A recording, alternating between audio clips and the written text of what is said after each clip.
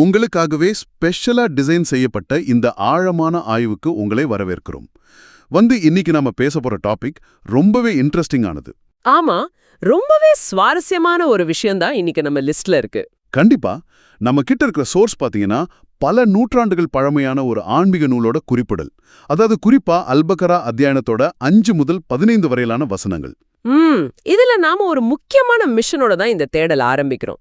எந்த ஒரு சார்பும் இல்லாம இதுல சொல்லப்பட்டிருக்கிற விஷயங்களை ஒரு பியூர் சைக்காலஜிக்கல் ஆங்கிள் மட்டும்தான் இன்னைக்கு புறவயமா அலச போறோம். எக்ஸாக்ட்லி.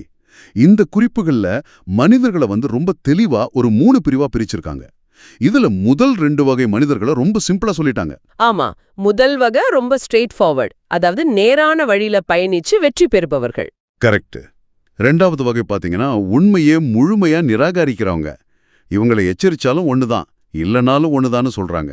இந்த இடத்துல ஒரு சூப்பரான மெட்டஃபர் ஒன்று வருது, கவனிச்சிங்களா?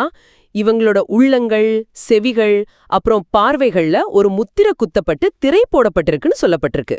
ஆமா, அந்த முத்ரா அப்படிங்கிற வார்த்தை ரொம்ப பவர்ஃபுல். அது இன்னைக்கு நாம சைக்காலஜில சொல்ற கன்ஃபர்மேஷன் பயாஸ் மாதிரி.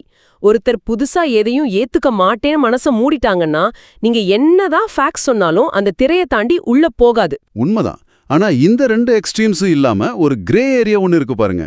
அங்கதான் இந்த டெக்ஸ்ட் அதோட மாஸ்டர் ஸ்ட்ரோக்கே வைக்குது. 3வது வகை மனிதர்கள். அதேதான், நயவஞ்சகர்களின் உளவியல். இதுவே இந்த ஆய்வோட மிக முக்கியமான பகுதி. இவங்க வெளியில நல்லதை நம்புற மாதிரி, அதாவது வாய் வார்த்தையா இறைவனையும் இறுதி நாளையும் நம்புறதா சொல்வாங்க. ஆனா அவங்க உண்மையில நம்புவதில்லை, தங்களை தாங்களே ஏமாத்திக்கிறாங்க. இறைவனையும் மக்களையும் வஞ்சிக்க நினைச்சு கடைசியா தங்களுக்கு தாங்களே ஆப்பு வச்சுக்கிறாங்க. இது எப்படி பிராக்டிக்கலே சாத்தியம்? இப்போ சைக்காலஜில இத காக்னிட்டிவ் டிசானன்ஸ்னு சொல்லுவோம். தங்களோட உண்மையான எண்ணத்துக்கும் செயலுக்கும் முரண்பாடு வரும்போது அதை பேலன்ஸ் பண்ண அவங்க தங்களுக்கு தாங்களே ஒரு கற்பனை உலகத்தை உருவாக்கிப்பாங்க. ஓ, அப்போ அவங்க மனசாட்சிக்கு தப்புன்னு தெரிஞ்சாலும் அதை மறைக்க ஒரு பொய்யான பிம்பத்தை கட்டமைக்கிறாங்க. கரெக்ட். அதனால தான் இந்த சோர்ஸ் மெட்டீரியல் இத ஒரு நோய் அப்படின்னு ரொம்ப அழுத்தமா பதிவு செஞ்சிருக்கு. அந்த நோய் அப்படிங்கிற வார்த்தை 100% பொருத்தம். ஒருத்தன் தனக்குத்தானே பொய்யனா வாழ்றதை விட பெரிய மனநோய் வேற எதுவும் இருக்க முடியாது. கண்டிப்பா. இதோட முரண் என்னன்னா, இவங்க கிட்ட போய் பூமியில விஷமோ செய்யாதீங்கன்னு சொன்னா அவங்க சொல்ற பதில் ரொம்ப ஆச்சரியமா இருக்கும். நாங்க குழப்பவாதிகள் கிடையாது, நாங்க சமாதானத்தை உண்டாக்குறவங்கன்னு தங்களை நியாயப்படுத்துறாங்க. இது ஒரு வகையான சேவியர் காம்ப்ளெக்ஸ். தாங்கள் ஒரு பெரிய நல்ல காரியம் பண்றதா நம்புவாங்க. தாங்கள் தான் பிரச்சனைக்கான காரணம்னா உங்களுக்கு புரியறதே இல்ல. இது இன்னைக்கு சமூகத்திலையும் ரொம்பவே ரிலேட்டபிளா இருக்கு. இவங்களோட இரட்டை வேடம் இதோட நிற்கல. மத்தவங்கள மாதிரி நம்ப சொன்னா நம்பும்பவர்களை அறிவியனர்கள்னு ஏளனம் செய்றாங்க. நம்பிக்கையாளர்கள் கிட்ட ஒன்னாவும் தங்களோட தலைவர்கள் கிட்ட, அதாவது ஷைத்தான்கள் கிட்ட தனித்திருக்கும் போது வேற மாதிரியும் பேசுறாங்க. நாங்க உங்களோட தான் இருக்கோம், அவங்கள பரிகாசம் மட்டுமே செய்றோம்னு சொல்றாங்க. ஆனா இங்க ஷைத்தான்கள் அப்படிங்கிறது பேய் பிசாசு கிடையாது இல்லையா? இல்லவே இல்ல. இது ஒரு சைக்காலஜிக்கல் மெட்டஃபர். அவங்கள தப்பான வழிக்கு கொண்டு போற அவங்களோட கேங் லீடர்ஸ், டாக்ஸிக் இன்ஃப்ளூயன்சர்ஸ் அல்லது அவங்களுக்குள்ளேயே இருக்கிற இருண்ட மனநிலை, இதுதான் அது குறிக்குது. தங்களை சுத்தி ஒரு ஈகுரு சர்க்கிள உருவாக்கிட்டு மத்தவங்கள முட்டாள்கள்னு சொல்றது மூலமா இவங்க தங்களை ஜஸ்டிஃபை பண்ணிக்கிறாங்க.